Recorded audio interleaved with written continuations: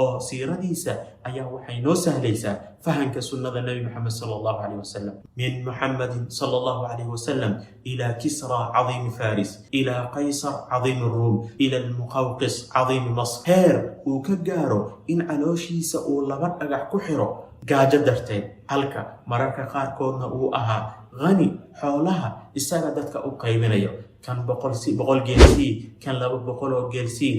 Rasuulka sallallahu alayhi wasallam inta uu noolaa waxaa dhacay dhacdooyin aad u waaweyn. 2 hijriyada Badr ayuu galay, 3 hijriyada Uhud ayuu galay. Assalaamu alaykum wa rahmatullahi wa barakatuh. Waxaan halkan ka bilaabaynaa silsilad taxana ah oo aan uga hadlayno kuna soo koobayno siiradii Nabi Muhammad sallallahu alayhi wasallam. barashada siirada Nabi Muhammad sallallahu alayhi wasallam waxaa ku jirto badbaadada qofka bini'aadanka ah. Nabi Muhammad sallallahu alayhi wasallam waa a'zamu rajulin fil hayaa. Allah subhanahu wa ta'ala wuxuu ku tilmaamay wa innaka la'ala khuluqin 'azim. Nabi Muhammad sallallahu alayhi wasallam maalinta yawmal qiyaamah isaga ayaa ummadiisa iyo ummadaha oo dhan u shafaaca qaadi doono. qofka ugu horeeya jannada gala ayuu noqon doonaa Nabi Muhammad sallallahu alayhi wasallam.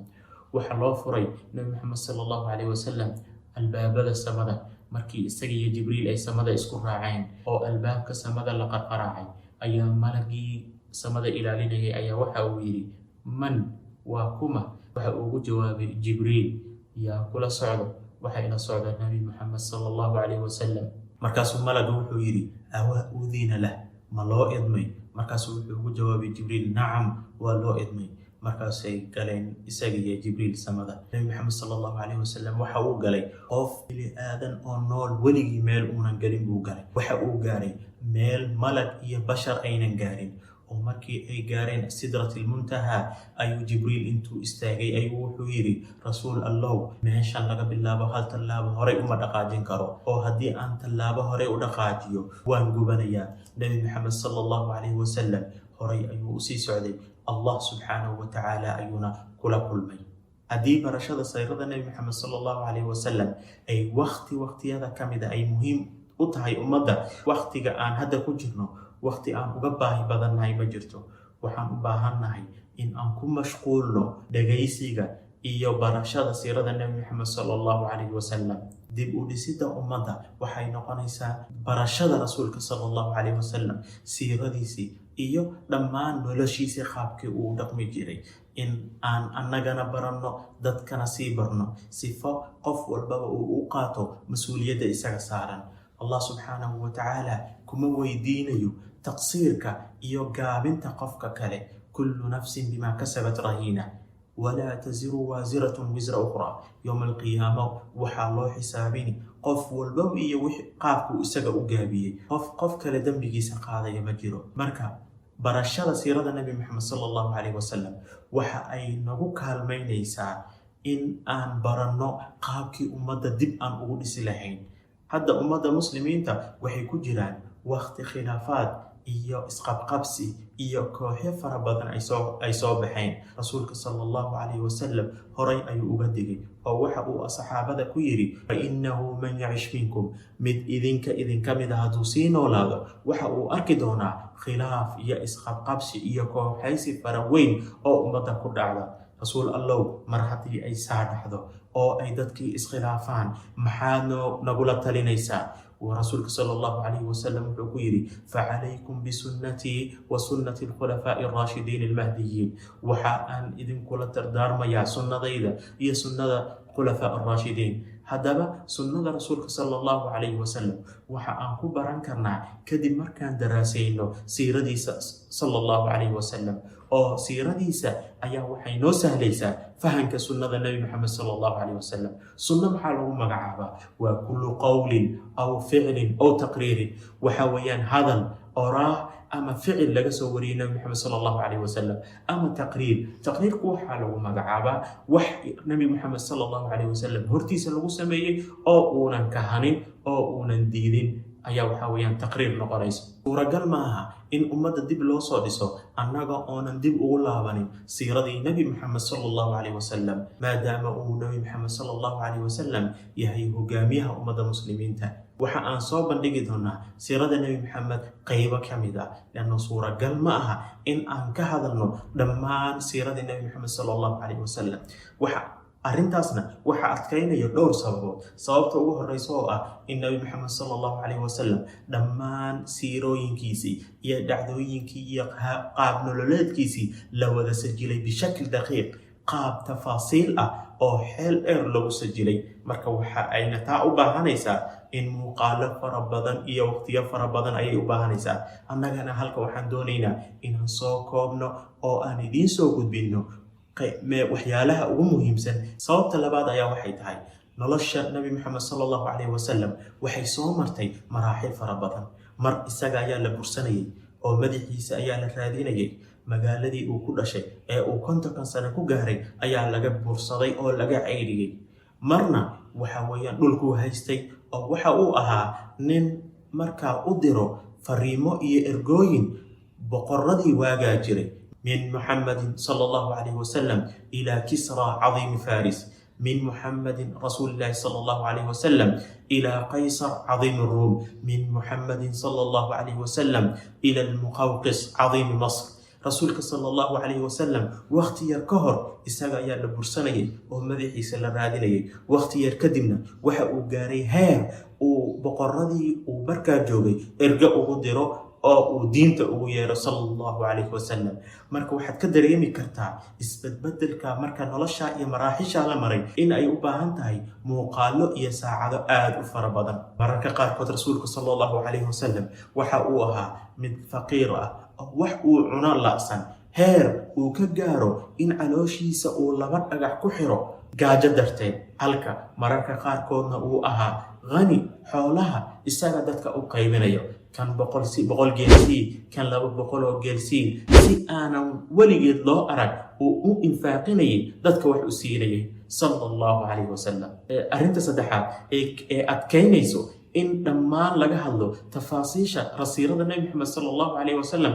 rasuulka sallallahu calayhi wasallam wuxuu la tacaamulay mu'miniintii buu la tacaamulay, munaafiqiintii uurka gaalka ahayd ee la joogtay buu la tacaamulay, yahuudii buu la tacaamulay, mushrikiintii buu la tacaamulay. marka tacaamulka ee dadka faraha badan uu la tacaamulay ayadana waxay adkaynaysaa in rasuulka sallallahu calayhi wasallam siiradiisa lagu soo koobo dhowr muuqaal oo waxay u baahanaysaa saacado fara badan sidaan hore u sheegnay. rasuulka sallallahu calayhi wasallam inta uu noolaa waxaa dhacay dhacdooyin aad u waaweyn. 2 hijriyada Badr ayuu galay, 3 hijriyada Uhud ayuu galay, 4 hijriyada Banu Nadiir ayuu la dagaalamay, 5 hijriyada huwantii al-Ahzaab iyo Banu Qurayda iyo Banu Mustaliq ayuu galay. saas oo kale sanad ma soo marin ilaa waxa dhacay dhacdooyin waaweyn. mar walba oo la daraasaynayo siirada waxa lagala soo dhaxbaxaa fawaa'id. inta aan hadda aan muuqaaladan aan wadno waxa aan isku dayi doonaa mar walba oo dhacdo kamid soo qaadanayno inaan 4 shay inaan maanka ku hayno. waa tan koowaade waa inaan maanka ku hayno barashada siirada nabi maxamed sallallahu calayhi wasallam in ay noo fudaydinayso fahamka masdarka labaad ee diinta islaamka oo sunnada ah. kullama uu qofka siirada fahmo waxa uu fahmayaa sunnada markaad fahanto waxay kuu sii kala cadaynaysaa quraankii markaad fahantana waxa aad noqonaysaa qof yaqaano maxaad adduunkan u joogtaa, aakhiradaadii maxaa lagaa rabaa iyo maxaa adiga kuu wanaagsan adduun iyo aakhiraba. tan labaad ayaa ah inaan baranno shakhsiyada rasuulka sallallahu calayhi wasallam. inta aan dul marayno dhacdooyinkii uu rasuulka laga bilaabo dhalashadiisii ilaa dhimashadiisii waa in aan baranno shakhsiyada rasuulka sallallahu calayhi wasallam. mar walbaba maanka ku hay in waxa aan baranayno oo ma aan daraasaynayno inuu yahay khaatamun nabiyyiin, inuu yahay muxammadin sallallahu calayhi wasallam. tan saddexaad ayaa waxay tahay inaan xooga saarno sidii aan ku jeclaan lahayn rasuulka sallallahu calayhi wasallam. inta aan daraasada siirada wadno in aan xooga saarno sidii aan ku sii jeclaan lahayn nabi maxamed sallallahu calayhi wasallam. tan afaraad ee ah inaan maanka ku hayno intaan siirada nabi maxamed sallallahu calayhi wasallam daraasaynayno waa in aan ka baranaa siirada nabi maxamed sallallahu calayhi wasallam xikmadda. rasuulka sallallahu calayhi wasallam waxa uu noolaa waqti Mako isagoo tawaafayay Kacbada waxaana ku dhex jiray 360 sano. rasuulka sallallahu calayhi wasallam iskuma dayin inuu burburiyo mid kamid ah asnaamtaas. halka waqti kale la gaaray uu rasuulka sallallahu alayhi wasallam diiday hal sanam in lagu arko aljaziira alcarabiya. taasna waa waqti, tan kalena waa waqti. rasuulka sallallahu alayhi wasallam markii uu furtay Maka waxa uu diray Khalid bin Walid isagoo u diray Taa'if inuu soo burburiyo asnaamtii markaa ku jirtay. rasuulka sallallahu alayhi wasallam waqti yar ka hor isaga waxa uu tawaafi jiray Kacbada ayada oo sanam ku jirto, haddana waxa uu diidan yahay sanam Taa'if yaallo. waxaa la rabaa mar walbaba in duruufta iyo waxa ku xeeran qaraarkaasi in la daraaseeyo oo laga barto rasuulka sallallahu alayhi wasallam muxuu markii hore uga aamusay, markii dambena muxuu go'aanka u qaatay inuu ka mamnuuco jaziira alcarabiya sanamka inaan ka baranno siirada nabiga Muhammad sallallahu alayhi wasallam. rasuulka sallallahu alayhi wasallam wuxuu Maka ku noolaa ayada oo ay teendooyin dhisan yihiin oo haweenku jirkooda ka ganacsadaan. rasuulka sallallahu alayhi wasallam iskamuunan dayin inuu teendooyinkaa burburiyo, haweenkaasna hoosta ka laayo, muunan isku dayin. waqti waxaa la gaaray rasuulka sallallahu alayhi wasallam diiday inuu ka tanaasulo in islaan zinaysatay in xadka lagu oofiyo. rasuulka sallallahu alayhi wasallam isagoo diiday inuu arrintaa ka tanaasulo xadkiina ku oofiyey. taas waqti bay ahayd uu ka aamusay teendooyinkii dhisnaa, tanna waqti bay ahayd uu fuliyey xadkii zinada islaamtii zinaysatay. taa waa waqti, tan kalena waa waqti. marka waa inaan ka baranno axdaaftaas iyo dhacdooyinka xikmadda ku salaysneed ee rasuulka sallallahu alayhi wasallam uu annaguna barayo. rasuulka sallallahu alayhi wasallam waxa uu marka baaqsanayay dagaalka, marna waxa uu amrayay oo uu kaxaynayay ciidamo dhan sifa meel loogu weeraro. rasuulka sallallahu alayhi wasallam ayaa soo maray reer aalu yaasir oo ay la cadaabayo. rasuulka intuu saa u fiiriyey ayuu waxa uu ku yiri sabran ya aala yaasir fa inna mawcidakum aljanna. rasuulka sallallahu alayhi wasallam seef ma qaadanin, dagaal meesha kama ridin, ma uunan dirin yartii awoodda badnayd sifa Abu Jahal iyo Abu Sufyaan hoosta looga soo dilo. rasuulka sallallahu alayhi wasallam sabran ya aala yaasir ayuu kusoo koobay. halka mar kale uu rasuulka sallallahu alayhi wasallam uu u abaabulay ciidan sifa dagaal loogu qaado yahuudii reer bani Qaynuqaa kadib markii ay dileen hal nin oo muslim ah oo ka dhiidhiyey hal gabar oo muslim ah oo cawradeeda la qaaday. rasuulka sallallahu alayhi wasallam waxa uu kaloo diyaariyey ciidan loo diray Ruum oo ka mid ah dowladihii ugu waaweynaa waqtigaasi kadib markii ay dileen 2 ergo oo uu rasuulka u diray. dagaal ayuu ku qaaday. taasna waqti bay ahayd, tanna waqti bay ahayd. marka inta aan siirada ku jirno waa in aan barannaa sida uu rasuulka ula dhaqmi jiray, dhacdooyinka qabsan jiray, oo aan ka barannaa fiqhul waaqic iyo alxikma almarxaliya waxa lagu tilmaamo. waxa aan halkan kusoo koobaynaa hordhicii aan ku bilaabaynay silsilada siirada nabi Muhammad sallallahu alayhi wasallam. inta aan ku kulmi doono muuqaal cusub oo aan uga hadlayno siirada nabi Muhammad sallallahu alayhi wasallam waxaan idinkaga tagayaa assalaamu calaykum wa rahmatullahi wa barakaatuh.